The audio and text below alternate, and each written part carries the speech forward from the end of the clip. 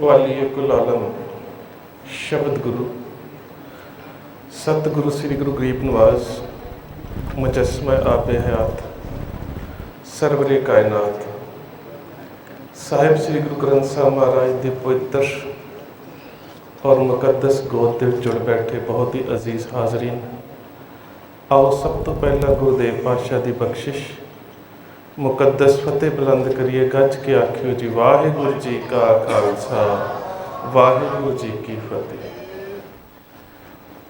आप जी सारे प्रबंधक साहबान और छोटे छोटे बच्चे जो कौम का भविख ने दस्तार सजाओ मुकाबले दे विच हिस्सा लैण वास्ते आए ते जिस गुरु की गोद दे विच बैठे हो उस धन धन साहिब श्री गुरु ग्रंथ साहब महाराज दे विच दस्तार शब्द 3 रूपों दे विच आया है। दस्तार नूं पगड़ी कह के भी संबोधित किया गया है, दस्तार नूं पग कह के भी संबोधित किया गया है और दस्तार शब्द भी वरत्या गया। जिथे पंजाबी भाषा के मूल परंपरा के शब्द की गल आउंदी है उत्थे असीं वेखदे हैं कि पंजाबी बोली के सब तो पहले जिहड़े साहिब श्री गुरु ग्रंथ साहब महाराज दे विच जिन्हां दी बाणी दर्ज है वो ने बाबा फरीद। और सब तो पहला जेकर पंजाबी भाषा दे विच जिहड़ी दैवी बाणी गुरु ग्रंथ साहब महाराज दे विच दर्ज है जे उस बोली के अंश मिलते हैं तो वह बाबा फरीद जी की बोली दे विच। ते बाबा फरीद जी ने शब्द पग वरत्या, मैं भुलावा पग दा मत मैली होए जाए। दूसरा शब्द भारती खिते दे विच आ जाता है, वो शब्द ब्रज दे विचों आया, वो शब्द है पगड़ी। सिखां दे विच खास करके जिहड़े असी पेंडू वीर हाँ असी पगड़ी शब्द की वरतों बहुत घट करते हैं, पर शहरी लोग और खास करके गैर सिख लोग वो पगड़ी शब्द की ज़्यादा वरतों करते हैं क्योंकि इस शब्द का संबंध ब्रज और संस्कृत के नाल मिलता है। ते पगड़ी शब्द की जिहड़ी वरतों साहिब श्री गुरु ग्रंथ साहब महाराज दे विच है ये भगत नामदेव जी ने की है। परमात्मा के सराकार स्वरूप को बयान करदियां खूब तेरी पगड़ी मीठे तेरे बोल। पगड़ी शब्द का उचारण ते शब्द जिहड़े ने ये फिर गुरु ग्रंथ साहब महाराज दे विच 3 रूपों च आए ने। पगड़ी क्या जाता है अड़ाड़े दे नाल पगड़ी असी उचारण करते हैं दस्तार दे वास्ते, पर पग डंडी दे वास्ते भी पगड़ी शब्द वरत्या जाता है ते चरण धूड़ दे वास्ते भी पगड़ी शब्द वरत्या जाता है ते दस्तार दे वास्ते भी पगड़ी शब्द वरत्या जाता है। उचारण दे विच थोड़े थोड़े भेद ने पर जिहड़े अखर ने लिखण दे वास्ते वो यही वरते गए ने। एक जगह ते दस्तार दे रूप च आउंदा है खूब तेरी पगड़ी मीठे तेरे बोल, एक रस्ते दे रूप च आउंदा है हौ अभिमान टेढ़ पगड़ी, ते एक चरण धूड़ दे रूप च आउंदा है शरण गहिओ तुमरी पगड़ी। थोड़ा जिहा उचारण दे विच पद छेद देना पैंदा, पगड़ी एक पगड़ी एक पगड़ी। उचारण दे विच थोड़ा जिहा अंतर है, लिखण दे विच यही शब्द वरते गए हैं। एक फिर शब्द आ जाता है उस शब्द का संबंध अरबी भाषा के नाल है, वो शब्द है दस्तार। नपाक पाक कर हदूर हदीसा साबत सूरत दस्तार सिरा।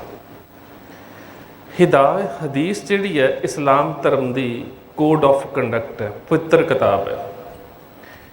इस्लाम धर्म दियाँ जिहड़ियां 2 अहम धार्मिक पुस्तकां ने, एक है मुकद्दस कुरान शरीफ, एक है पाक हदीस।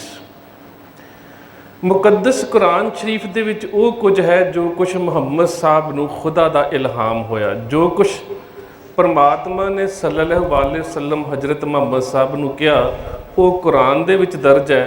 पर ਉਹਦੇ इलम के मुताबिक और परमात्मा के कहण के मुताबिक जिस तरह का वो जीवन बतीत करते सी वो हदीस दे विच है। हदीस दे विच जिक्र आउंदा है कि मुहम्मद साहब बहुत प्यारी दस्तार सजाउंदे सी। हदीसां दे विच जिक्र आउंदा है कि मुहम्मद साहब अपने मुसलमान मनण वाले मरीदां नूं क्या करदे सी कि दस्तार उस जन्नत दे विचों भेजिया हुआ परमात्मा का तोहफा, इसका सत्कार करो।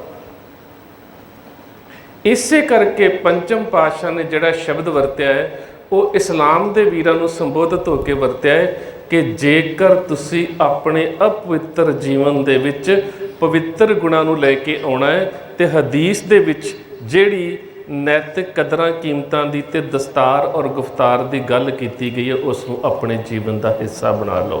नपाक पाक कर हदूर हदीसां साबत सूरत दस्तार सिरा। ये शब्द इस्लामी वीरां नूं संबोधित होकर गुरु साहब ने किया। हुण आ जाने असीं पंजाबी परंपरा दे विच।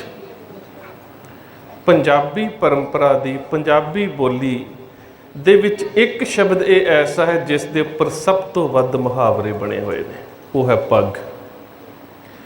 पग दे उपर सानू तकरीबन 13 मुहावरे ते 2 अखाणा मिलदियां ने।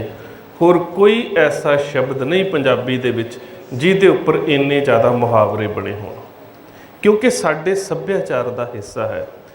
तो सभ्याचार का हिस्सा लोक बोली का हिस्सा उदों बनता है जदों वो धार्मिक संस्कार का अंग बन जाता है।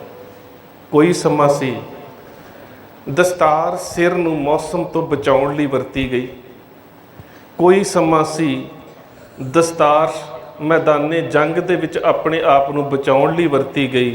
तो जदों सिख धर्म दे विच इसदा धार्मिक रूप सामने आया तो ये सूरत नूं सजाउण दे वास्ते वरती गई। तो जदों लुकाउण बचाउण और सजाउण की प्रक्रिया दे विचों धर्म का कोई भी पहरावा लंघदा है वो उस समाज का हिस्सा बन जाता है। सो सब तो वध मुहावरे जिहड़े ने ये साडी दस्तार दे उपर बने ने। अखाण एक बड़ी प्यारी है, पग वेच के घ्यो नहीं खाईदा, है पंजाबी दी अखाण। जिक्र इसका डॉक्टर तारण सिंह ने किया है। घ्यो खाना है कि किसी न किसी तरीके दे नाल चंगी जीवन जाच सीखना ਜਾਂ फिर चंगा खाण पीण पैदा करना, पर पग वेच के कि इज्जत वेच के, दस्तार इज्जत का चिन्ह है, इज्जत वेच के कमाई की तो वह की लाभ है। ये अखाण है कि पग वेच के घ्यो नहीं खाईदा, कि जिंदगी दे विच पैसा प्राप्त करन दे वास्ते, शोहरत प्राप्त करन दे वास्ते, किसी भी तरह की अपने आप नूं मटीरीअलिज्म दे नाल जोड़न दे वास्ते इस दस्तार की इज्जत दे नाल समझौता नहीं करीदा।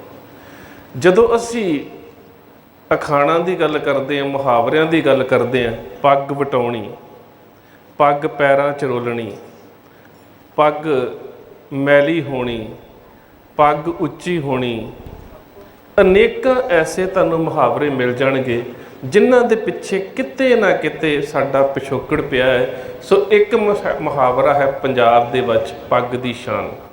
असीं कहने ना फलाणे दी दस्तार दी शान है। वो शान केवल इत्थों तक सीमित नहीं हुंदी कि असीं सोहणी सजा लईए, दस्तार दे पेच बड़े सोहणे होण, कपड़ा बड़ा सोहना होवे, रंग बड़ा प्यारा होवे। नहीं, असी इस नूं सिख इतिहास की विचारधारा चों समझना। गुरु नानक साहब के समय सानूं दस्तार सजाउण का जिक्र मिलता है। गुरु नानक देव सच्चे पातशाह जदों मरदाने नूं नाल लैके चलदे ने ते पुरातन जन्म साखी दे विच जिहड़े 3 उपदेश मरदाने नूं दित्ते जांदे ने, वो है कू दी वरतों नहीं करनी, दस्तारां दी केसां दी बेअदबी नहीं करनी, भाव दस्तार नूं संभाल के रखना है, ते तीसरी गल सी आए गए अभ्यागत की सेवा करनी है। सो इसका मतलब है कि गुरु नानक साहब के समय दस्तार की परंपरा सिखां दे विच धर्म का हिस्सा बन गई। थोड़ा होर अगे आ जाइए, 6वें पातशाह। 6वें पातशाह के समय स्टेट के वलों, इस्लाम के राजे के वलों ये ऐलान है जनतक तौर पर कि कोई भी दस्तार नहीं सजा सकता।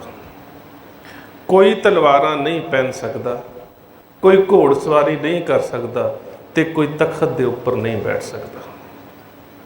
ਪੰਚਮ ਪਾਤਸ਼ਾਹ ਦੀ ਸ਼ਹਾਦਤ ਹੋਈ। ਉਸ ਤੋਂ ਬਾਅਦ ਛੇਵੇਂ ਪਾਤਸ਼ਾਹ ਜਦੋਂ ਗੁਰਤਾ ਗੱਦੀ ਤੇ ਬੈਠਦੇ ਨੇ ਤੇ ਭਾਈ ਸਾਹਿਬ ਭਾਈ ਗੁਰਦਾਸ ਨੇ ਸ਼ਬਦ ਬੜੇ ਪਿਆਰੇ ਵਰਤੇ ਨੇ, ਪੰਜ ਪਿਆਲੇ ਪੰਜ ਪੀਰ, ਛਠਮ ਪੀਰ ਬੈਠਾ ਗੁਰ ਭਾਰੀ, ਦਲ ਭੰਜਨ ਗੁਰ ਸੂਰਮਾ, ਵੱਡ ਜੋਧਾ ਬਹੁ ਪਰਉਪਕਾਰੀ। ਅਰਜਨ ਕਾਇਆ ਪਲਟ ਕੇ ਮੂਰਤ ਹਰ ਗੋਬਿੰਦ ਸਵਾਰੀ, ਚੱਲੀ ਪੀੜੀ ਸੋਢੀਆਂ ਰੂਪ ਦਿਖਾਵਣ ਵਾਰੋ ਵਾਰੀ। ਸੋ ਜਿਸ ਗੁਰੂ ਦੇ ਨਾਲ ਦਲ ਭੰਜਨ ਗੁਰ ਸੂਰਮਾ ਵੱਡ ਜੋਧਾ ਦੀ ਗੱਲ ਆ ਗਈ, ਜਦੋਂ ਉਹਨਾਂ ਦੀਆਂ ਗੁਰਤਾ ਗੱਦੀ ਦੇ ਉੱਪਰ ਰਸਮਾਂ ਹੋਈਆਂ ਨੇ ਤੇ ਪੁਰਾਣੀਆਂ ਸਾਰੀਆਂ ਹੀ ਰਸਮਾਂ ਬਦਲ ਦਿੱਤੀਆਂ ਗਈਆਂ।